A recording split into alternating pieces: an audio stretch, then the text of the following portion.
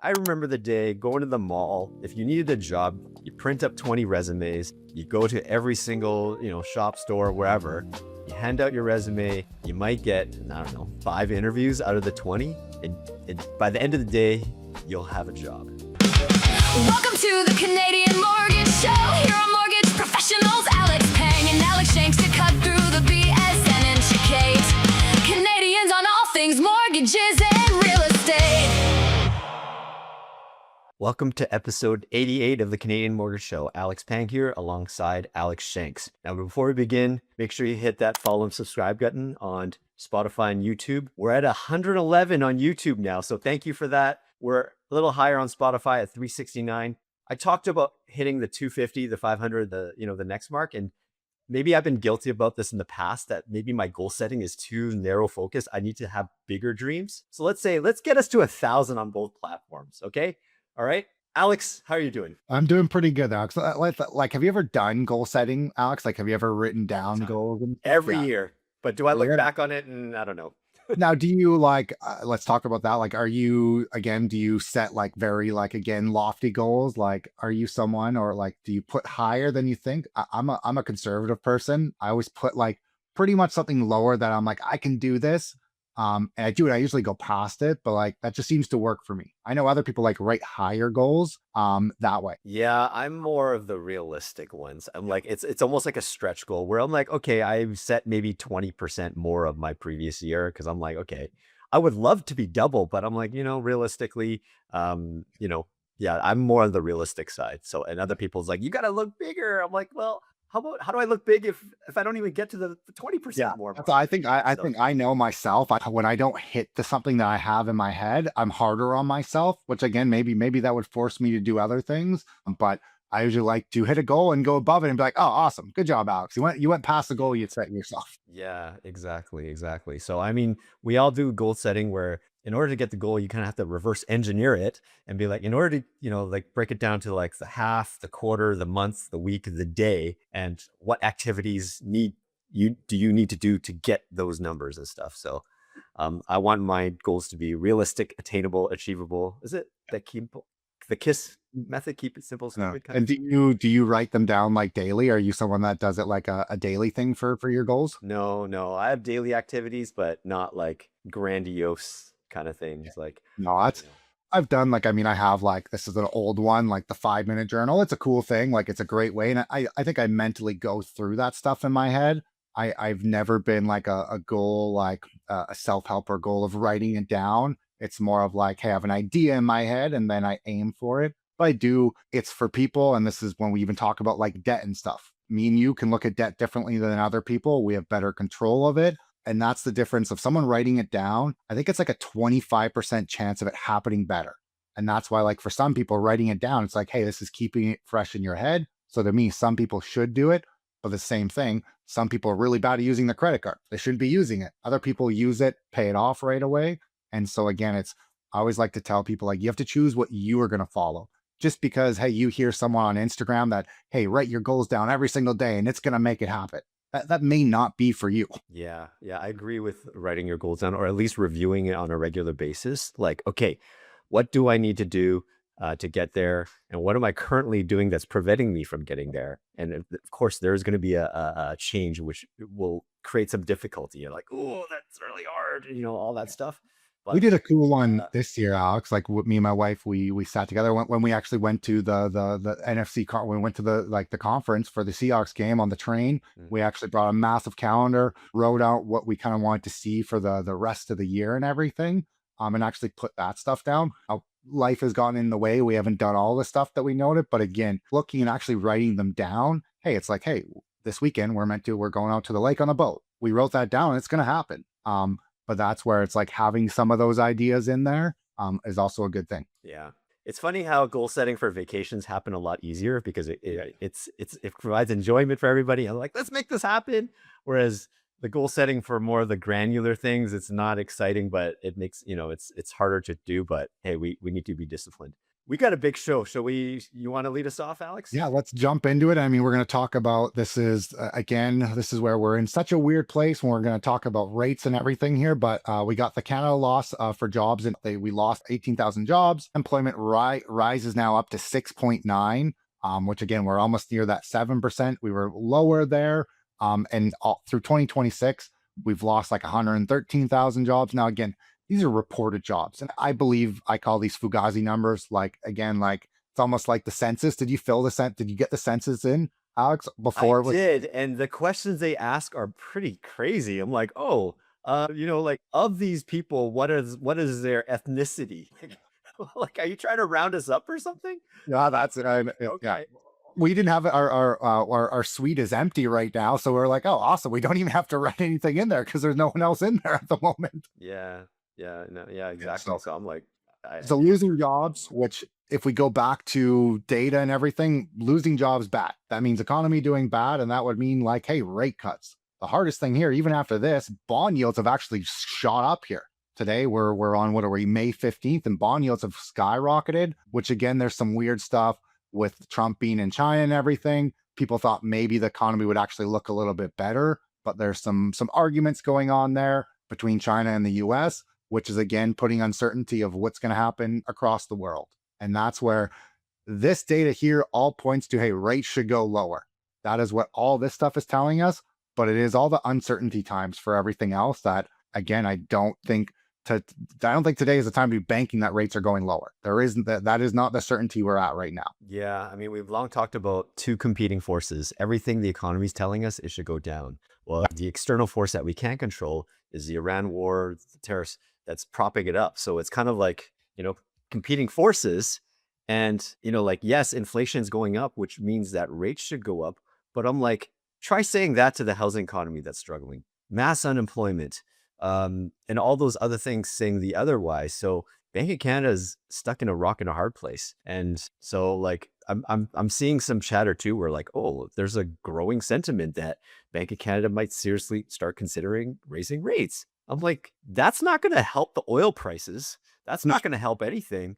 It's just going to make our economy even worse. Like, everyone's gonna, they're already struggling, and we're going to talk about it on our episode today, but it's going to make it even worse. So it's not going to help things. So And that's, we got job losses here in Canada, but in the US, they added 100,000 jobs. Like their economy is like booming, which like there's now very big discussions that Fed is going to have to increase rates based on what their economy doing, which again is like, well, now we're deviating from the US.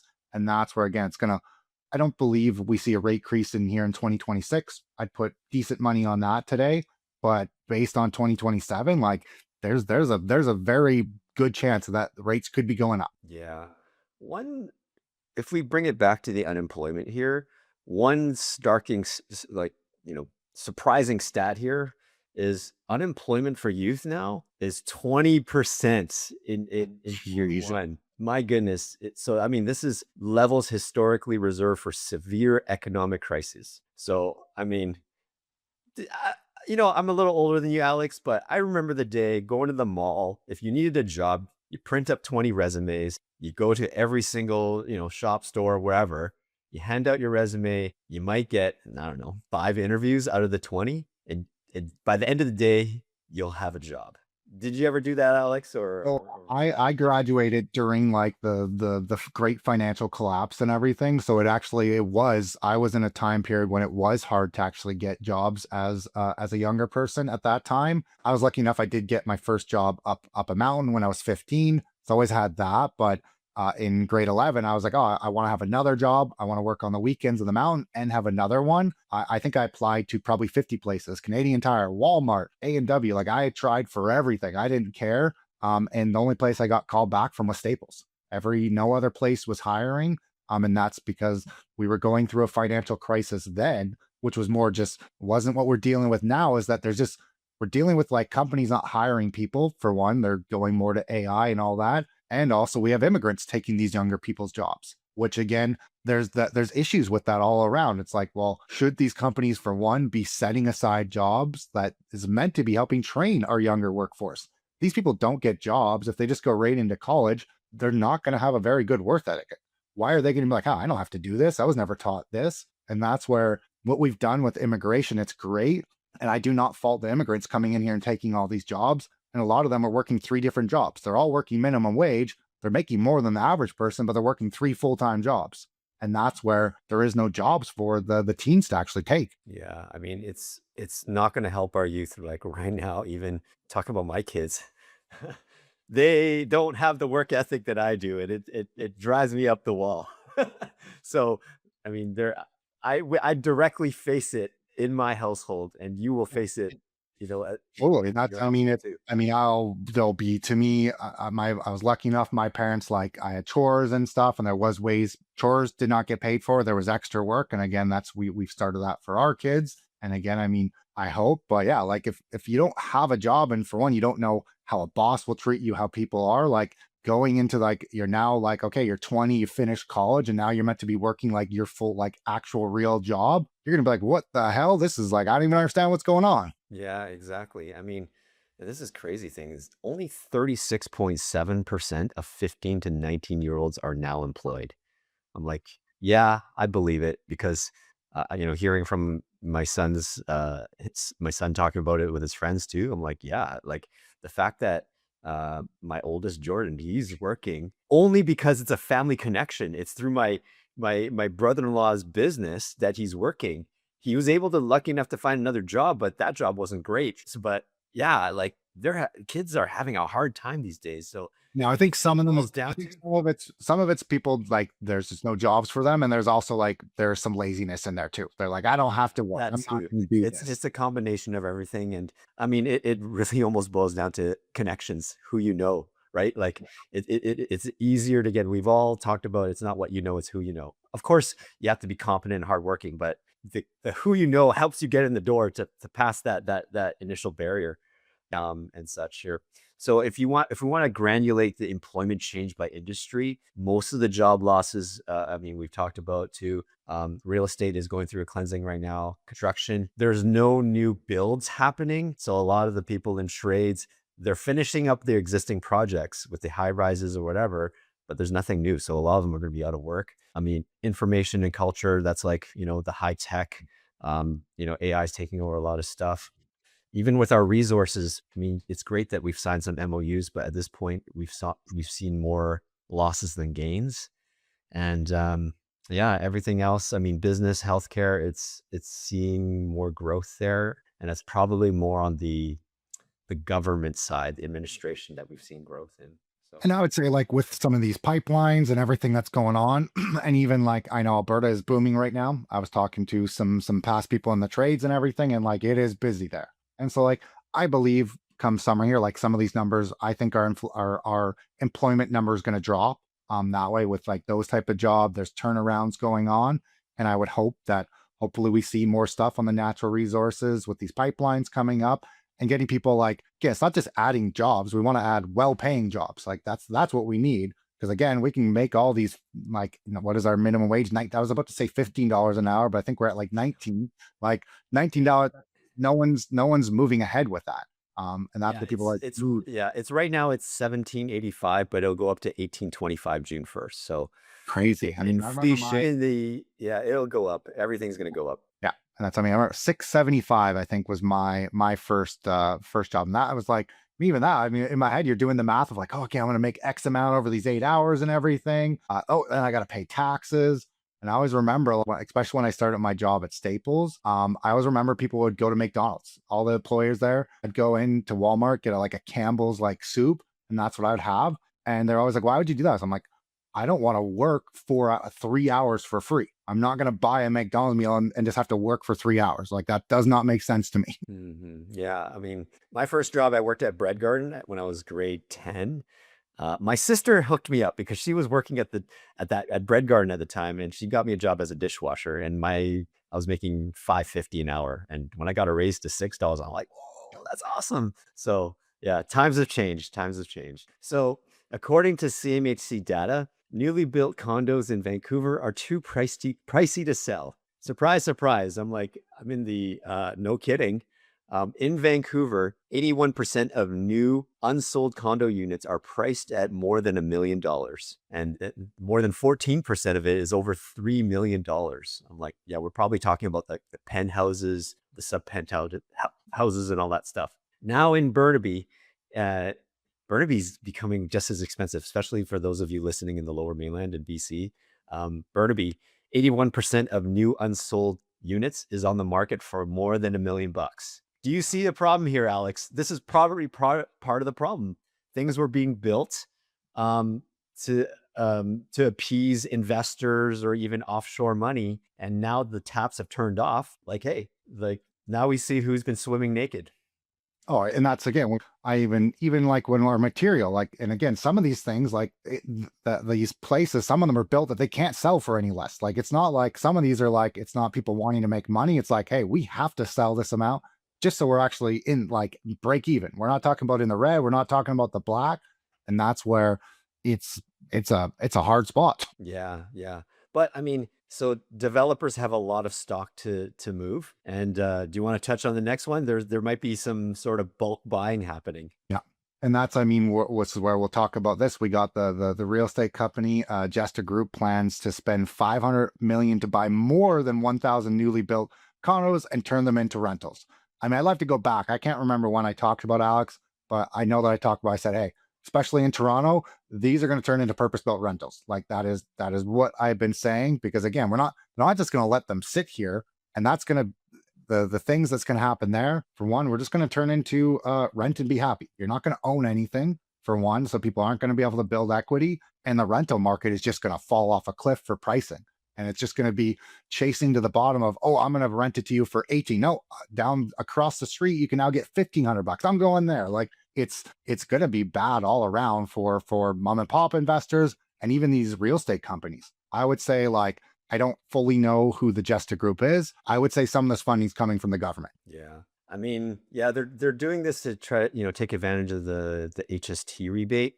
Another company as well, High Art Capital, they're committing 1.3 billion. So if you add up this amount for between the two companies, 1.8 billion.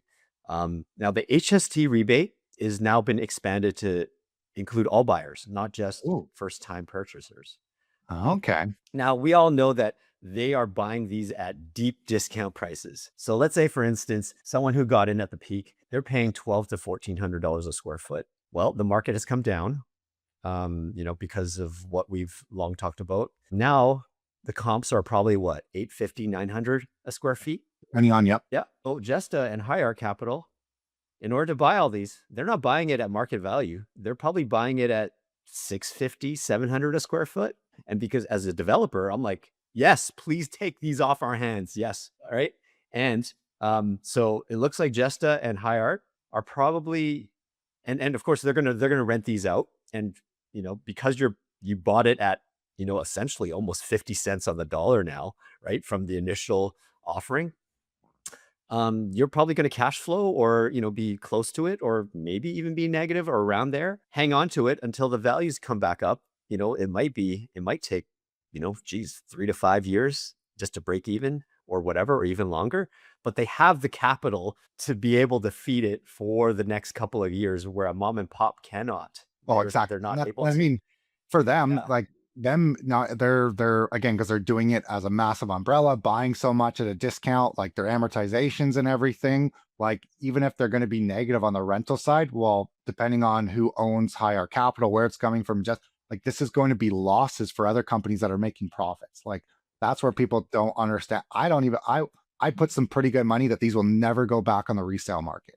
They're going to keep these, and they're going to be rentals forever, which is going to, again, we can make a bet. Obviously, we're not going to know for 10, 15 years, but I would say, like, you can see it. We used to, like, for a while, we built purpose-built rentals. We haven't. Again, companies and investors, they want guaranteed revenues. Building a development, like, hey, it's great when foreign investments and everything was selling like crazy. If you want a guaranteed revenue, it's having a rental that is guaranteed. They can map it out for the next 30 years, even with ebbs and flows. They know what they're going to be making for a profit.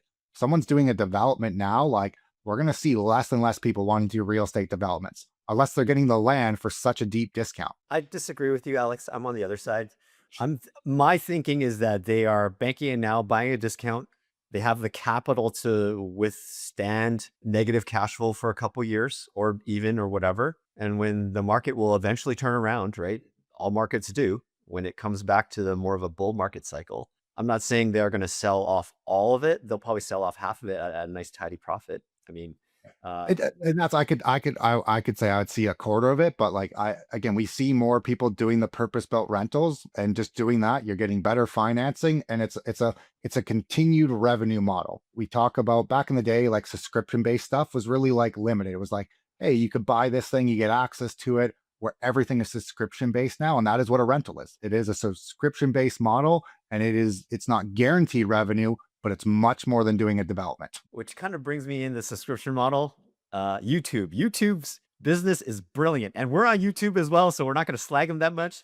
But YouTube, you can pay To get rid of the ad. like to get rid of the ads. And you have the ad, we're paying money to have it's like this is like a Yes. messed up and that's so They're making money both ways. well, no, I don't really Yes, understand yeah. the marketing world that way because it's like, how would you as a ad person say, hey, I'm spending millions of dollars to have Coke on the ad page, but hey, you're then having other people, but they must show to the ad people like, hey, only 10% of people are actually going to make this. We're going to share revenue. I don't know. It's wild. Yeah, I saw a social feed about the whole YouTube thing. Um, I think it's about 85 to 90% of the people, they don't have YouTube Premium, right? So then based on their revenue, it's like if you're a advertiser advertising to the free people, 85 to 90% of our subscriber base are free. Now, like the paid one, they're making money on the people who want the premium and paid. Now, for me, subscription, I actually pay for Spotify because I hate ads too.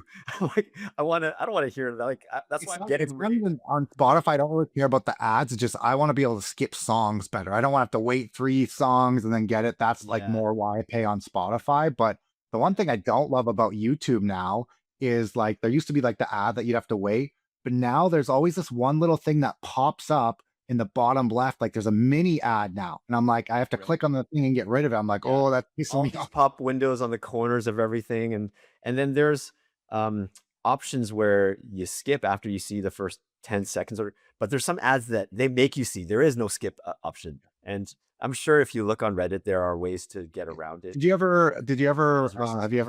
ever watch like Ready Player One, that movie, or read that book? Yes, yeah, And I mean, like, I that's also like watched the when movie. you're talking about like getting ads on there, they want to just hammer everything.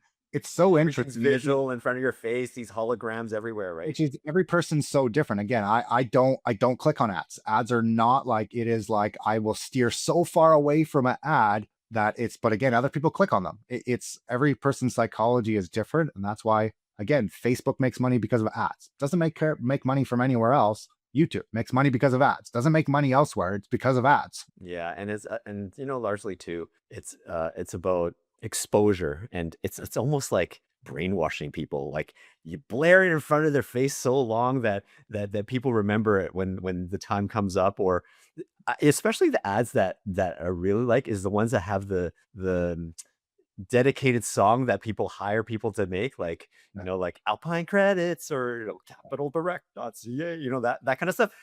The fact that I'm actually repeating it means it's worked on me, and I'm in the industry. So yeah, I mean, ads are like that, and I guess it's just meant for repetition to just to Well, and again, keep some people people click on cautious. it, and I mean, I will say this: my wife, when she goes through like social media or something, she will click on an ad. Like it, she has specifically bought things from ads online. I don't even care. I will steer so far away. It might cue me sometimes, and I may look up to it. I'll look it up on Google, but I ain't clicking on that ad. Yeah, some of them I've clicked on things through TikTok when people showing us certain things. We're like, oh, that's really cool, like a car item or something like that. Um, I haven't bought from there, but I've searched on Amazon to see a comparable product to read the reviews on it. So I'm a little more militant that way. But we got to get back to the show here. Now, you know what? CMHC as well on this report here, borrowers are increasingly shifting back to variable rate mortgages as renewal pressures begin to ease. Especially, we are in the middle of this big renewal wave because most people took out cheap mortgages or renew, refinance, whatever, in the 1.5, 2% range in the 2021 year. And so we're going through that right now. Like you and I and our both of our business, like right now, a lot of my interactions with clients are renewals and refinances. Different for you because you're on the island and it's the unicorn market, of course. So yeah, variable rate mortgages accounting for 42% of extended mortgages at chartered banks by February 2026, while just 11% choose a traditional 5-year fixed term. Now, I'd be interested. I want to see that data now because it may like from December to like February, it was really more making sense to take variable. No question of that. It was start of March. It was like, oh shit, what the hell is going on? We now have a war out east, and that's where I do believe these numbers probably change from that time period as well. Again, I don't think anyone should be taking a 5-year fixed unless it had like a 3.5% handle. Like there was no reason for it. It's more again 3 years, and even some of the 2 years actually are starting to make a little like, ooh, is the 2 year make sense now? Variable. Yeah. It's a hard one. It really comes down to the person, your risk tolerance and everything, as we're talking about here. Is there a chance that rates go up? Yes. Is there a chance that they don't do anything? Yes. So like I do not believe at the moment there's no sign saying that there's going to be a cut. Does the data say, like based on job reports, hey, should there be a cut? Maybe, but it's not, I don't believe it's happening. And that's just where I always tell people run a risk reward. Look at your number. What is your fixed rate going to be compared to if you take a variable rate? Run it over of like, let's pretend rates do not go up. Okay. How much money do you gain if you would have taken variable? And let's say it's $5,000. You made over 3 years. At the flips grid, pretend in a year, what if rates go up 0.5%? What is that gain? And that's where I really like to look at it. What is my reward double what my risk is? That's how I like to look at numbers. But again, it comes down to each person. Yeah. I mean, I think I'm a little bit more. I don't say I'm more of a gambler than Alex, but I'm a little bit more bullish on that. Right. I personally believe that all signs are pointing towards a rate cut, but what's preventing it is the Middle East stuff that's happened.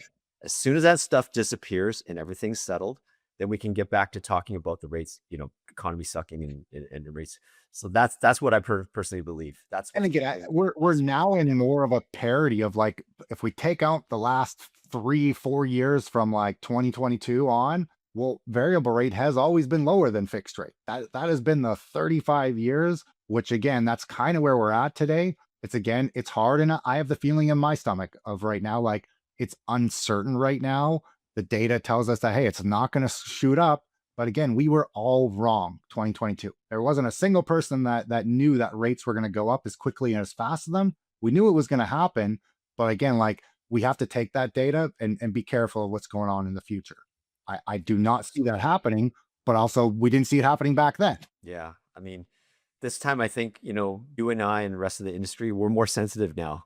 We're more like, we're just not going to like read a few economists. And now I think we're a little more educated, but we have some PTSD from it. Now we're like, I don't know. I remember this. And like, which is hard. And that's like, it is hard again, because all the other time is variable is done better. And that's where like, I think we have to take it as a fine grained sand. And that's where you as a consumer, when you're listening, like you need to do some of your own research. You can't be biased by like your bank or mortgage broker, because maybe the mortgage broker bank's like, hey, I really believe that rates are going down. Again, that's one person's knowledge. Like you want to get like a good gauge of it. And many people that took variable 2 years ago, like they're loving life. And even at that time, was it uncertain? Maybe, but it's done amazing now. And so that's where I don't wipe it off the table. I personally just redid a mortgage. I took a 3-year fixed. That's what I want. I think Alex, you took a variable for your current mortgage, correct? And so it's finding the happy medium. And again, I was able to lock in at a number under 4%. So like, that's where I was like happy. I'm like, hey, if my number's under 4%, this is perfect. Yeah. So, I mean, basically the summary of this is, if you see on the graph here, this light pink thing is a variable and the red one is 3-year. So 3-year fixed. So the majority of the conversations right now between both Alex and I, clients are choosing between variable and 3-year fixed, because that's that's kind of the best play at this point right now. Which is, and I mean, even the 3 years a weird timing. I'm not going to lie, like, because of like what's going to happen in the US with elections and stuff. Like it's a weird, it could be a decent time to renew, and it could be not. Like it's a hard line there. But again, the issues with taking a 5-year fixed, unless it's way, way lower, like there is penalty risk of what you have planned and everything. So like you do have to think about the future, not only today. Yeah. Talk about your goals too. Like the major thing that Alex and I talk about with our clients, we don't just do the rates like how if you were to talk to your bank.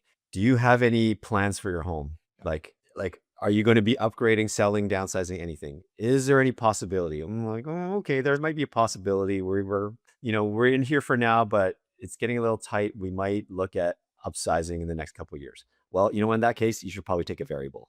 Or if you do a 3-year fixed, most of the time, people's aren't going to time their life perfectly with their mortgage renewal, right? There is going to be like, oh, we're going to sell sooner, but there is still going to be a penalty involved, even if you take a 3-year fixed and you break out of it like 6 months beforehand.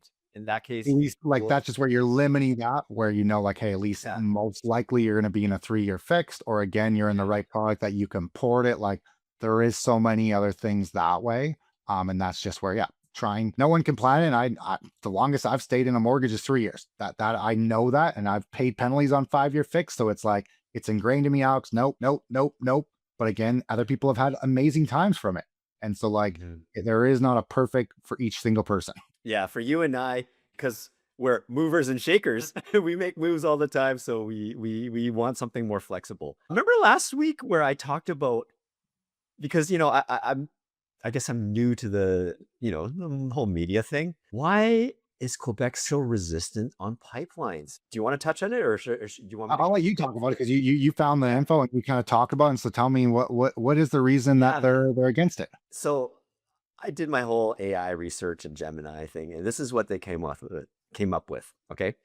So Quebec's opposition to pipelines is driven by environmental concerns, including threats to biodiversity, such as the beluga whales in the St. Lawrence, and increased greenhouse gas emissions. Furthermore, many in Quebec perceive little economic benefit. I don't know where they got that from. Fearing the risk of environmental spills, particularly along the St. Lawrence River Valley, with high social unacceptability for such projects. Now, the key reasons for this opposition include, like we said, environmental concerns, concerning over potential spills in ecologically sensitive areas, and the desire to avoid investment in fossil fuel infrastructure as Quebec transitions to a greener economy. Oh my goodness, this sounds like a Carney, a Carney platform. Okay, lack of local benefit. Oh my goodness, that's one of the reasons. Many projects, such as the former Energy East proposal, were viewed as transmitting oil for export rather than serving local Quebec refining needs. Oh my goodness. I have so much to say about this. Policy focus. I mean, lack of local benefit. I mean, the fact that you're going through your province, you are going to get money from it, which you can reinvest into your province. Okay, anyways, I'm still reading off of what chat says. Policy focus. The province prioritizes investing in renewable energy and reducing its overall carbon footprint. I mean, no other country is Well, again, this is where we're talking about the hey, net we're not going zero to do it stuff. we're not going to do it in our country, but hey, we're going to send it all elsewhere that have way less standards than us, and that's where Mm, again talking about the like St. Lawrence, and again I talk about this, I think it is like environmental, but you have to remember, okay, well we'll ship it down south, and then we're going to put it into massive tankers for longer ship runs, which are more likely to have spills and everything. Like that's where yeah. I feel like people they only think of their spot of it, but it's like you have to remember, well, where's this going? What's the risk there? And that's where, again, like we do stuff to a much higher standard than other countries. And so that's where I believe, hey, would St. Lawrence be a risk? Yes. But again, like let's put more stage gates in risk. Hey, maybe have pump stations every half a kilometer instead of 1 kilometer, have sensors every five. Like there's other things that could be done to add extra layers of protection as well. Yeah, and I mean, like you said before, just because you don't want to do it in your province doesn't mean it's going to be done somewhere else, right? So you being I guess the NIMBYism of saying not doing it, yeah, you're calling it green, but it's not really green because eventually where it ends up is going to be done anyway. So, and then other political things like, public opinions mix, sometimes favorable in polls. Major political parties in Quebec often adopt strong anti-pipeline stances. And I think this probably just dates back way before, just not even just the oil thing. I think it's the whole separatist movement of Quebec just never agreeing with the rest of Canada anyway, just because maybe it's their personality, like, um, like maybe a family member who's always difficult, who's always a contrarian. I don't care whether I agree with you or not. I just want to be a thorn in everyone's side all the time. Always be the Debbie Downer kind of thing. And maybe this boils back to it anyway, that they're just finding reasons to say F you to the rest of Canada. Yeah, and again, I mean, I think there should be a benefit to them. Like, hey, it should be like, hey, when it's come there, like again, they should get a benefit from it. Like, I don't think that's like, hey, okay, you have to pay a surcharge, you have to pay money for it. Again, they're also getting subsidies from other provinces in Canada already. And so, yes, they're not going to get a direct benefit because we don't refine our stuff here. That's not an issue of Quebec. That's not it. That is what Canada did, and that's not going to change. That is because of how we set trade agreements and everything. Those are now, of course, all up in the air. But we're not going to just be able to switch to start refining our own things. It would cost too much money. It's not going to happen now. Okay, now I gotta give a caveat to this. This is what I looked up in chat. If we have any listeners or followers in the Quebec, we welcome your feedback. We could be completely wrong about this. We welcome your feedback. Let's have a conversation. We don't want to paint people with a stereotypical brush. Let's keep this conversation going. Now, I do have another update. Yes, this is a good one. This is a good one. So remember we talked about the Steinbach, Manitoba 1% down payment thing? Like this whole development, which it sounded good on paper, or, a fellow mortgage broker, I'm going to give him credit. His name is Bruno. He reached out to me on Facebook and he listened to our pod, reached out to me, and he gave me more color behind this. This was, he has a client he was considering buying into the project, and sent him their mortgage summary. And so the realtor said that the builder would end up topping up the remaining 4%. So, right now it's the 5% is the minimum, but there's nothing in the mortgage summary showing that anywhere. So he shared this with me, and there's no, like, all the names are blocked out, but there's their mortgage summary through Steinbach Credit Union. Check out the interest rate. It's 5.75%. And remember, we talked about it last week. Hey, if there's higher risk, there's likely a higher interest rate. And this kind of confirmed it. Now, the clients are also required to sign an agreement stating that they will not sell the home within 36 months.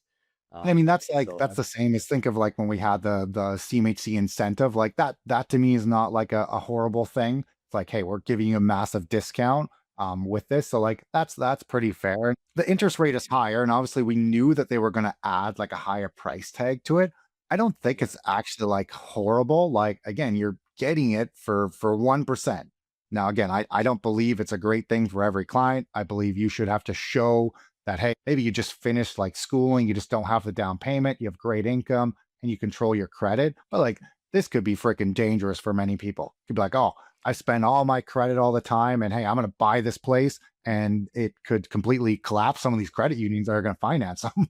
yeah, I mean, from the looks of this, it kind of reminds me of, these are kind of like B lending rates, right? This is a way that the Steinbach Credit Union, the developer, whatever, are kind of bridging that gap to get to the 5% and giving them people like B lending rates. Yeah, so it's the credit union self-insuring it. It's about like a 9% premium that's not really disclosed, but added to the cost there. Now, he gave me some more color behind this. The other point here is that if the clients took the deal, or other clients took the deal, and they're having issues with this homes now. So, and they're averaging $700 a month on heating during the winter months. I'm like, utility. I'm like, holy crap. And so we've long talked about, well, yeah, it's cheaper to live in the prairies and stuff, but the prairies does face extreme weather temperatures, like hot ass summers, cold ass winters. So you're going to be paying utility either way, either through AC or through heat. And so I was asking him, hey, what's the average cost of heat bill for you? He's like, yeah, Manitoba, typical cost is around $300 a month for a 2,000 square foot home. And it's less if you're on natural gas. So it looks like this development has build quality issues there. And that's, I mean, that's again, that's where the people, and I even help show that to people when they're looking at a place, like, hey, does it have like a furnace for heating, or are you still on baseboard heating? Hey, your utility bills are going to be higher. Like, you have to, like, a lot of people just look at the initial cert, like they're like, oh, awesome, I get to buy this. But again, like, there's other costs that they need to think about. Yeah. So Further into the story here, their realtor refused to represent them if they purchase those homes through the program, and so the clients decided to back off. So they're currently looking for another property. So we've always said nothing is a free lunch. Always look behind the curtain. You know, like yeah, there's this saying in Asian, "Yao Pang Yao Lang." You don't understand it, but for Asian folks out there who speak Cantonese, you know exactly what I'm saying. There's this thing. There's these memes about you can't have. There's three things: cheap, good, and fast. You can only pick two out of the three. You can't have cheap, good, fast, and good quality, that kind of thing, right? So this is pretty much kind of sums it up here. Now the client, they also have five. No, oh, now his client also had the 5% down payment to do the regular means, but the credit union here was still pushing for them to do the 1%. That's disgusting. Hey, they're That's making money on it. So it's, I hope we don't get any cease and desist letter from Steinbach, a credit union, but this reminds me of like timeshare sales. Like when people say you can't afford it, I'm like, hey, what payment can you afford? What it's like, wow, they dig you hard. Now I'm not saying that they're doing that, but this is what. And again, we talk about it all the time. Like, hey, should you do 5% down, 10%? Like, there's times where putting less makes sense if you are going to fix up the house or you're going to invest it. But like to go from, let's say, an average rate of 4%, if you have the 5% down, up to 5.7 to put one, like that's a drastic difference. And to like make up that difference, you saving that 4% to go invest it, you have to get a guaranteed rate of return over 5.7. A guaranteed rate of return. That's a hard number to guarantee. Does it average better than that? Normally, but it's not guaranteed. Yeah, absolutely. And you know what? This kind of smells too is that either the developer and obviously the developer and the credit union are in cahoots. There might be some sort of kickback happening, right? In order to do these deals, we're getting some sort of kickback. And if you look at the total cost over this 60-month term here, it's essentially interest only. And it's just like you're renting, no principal is being paid. But we want to thank you, Bruno, for I would like the curtain and showing what's really going on behind this. And that's where I would hope. And again, I'm guessing Bruno here, awesome mortgage broker, help probably showed someone and be like, hey, like this is great to say you own a home now, but hey, this is how much it's actually going to cost you. Like you could rent for cheaper, keep saving up to get to a 5% down. Because what is the point of just paying interest only? Again, if you are going to gain money that, hey, the home is going to be worth more money, but again, that's not guaranteed. And so like if your monthly cost with your with like this heating cost at $700 a month as well, like I'd put a lot of money that you would be spending a lot more money. And then if you just rented and saved up to the 5% down. Yeah. Yeah. Like we always said, there is no free lunch. So always read behind the curtain. And this is the mission of you and I in this pod, is to cut through the BS on all things mortgages and real estate. So I'm saying our tagline again. So, I mean, this about wraps up our show. Alex, what do you got going on this next Yeah, like I said, I mean, it's we're recording this. It's the long weekend here, so I'm excited to go hang out at the cabin, to go and ride on the boat. I don't think I remember if we talked on the other one. I took the boat out, went to go put it in the water. The battery was dead on me, so I didn't get to ride in the boat. So I had to take it to the shop. It's all fixed up. The team there was amazing. This is off the lot.